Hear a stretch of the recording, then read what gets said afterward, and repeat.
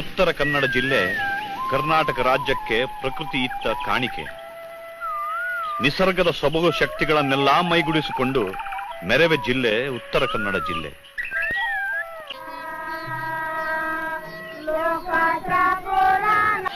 ಕನ್ನಡ ನಾಡಿನ ಜನಸಂಖ್ಯೆಯಲ್ಲಿ 3% ಮಾತ್ರ ಇದ್ದರೂ ಉತ್ತರ ಕನ್ನಡ ಜಿಲ್ಲೆ ಸಮೃದ್ಧ ಜಿಲ್ಲೆ. ಜಿಲ್ಲೆಯ 80%ಕ್ಕೂ ಹೆಚ್ಚು ಪ್ರದೇಶಗಳಲ್ಲಿ ದಟ್ಟವಾದ ಅರಣ್ಯವನ್ನು ಹೊಂದಿರುವ ಈ ಜಿಲ್ಲೆ ರಾಜ್ಯದ ಅರಣ್ಯದ ಆದಾಯಗಳಲ್ಲಿ ಅತ್ಯಂತ ಹಿರಿಯ ಪಾತ್ರ ವಹಿಸುತ್ತಿದೆ.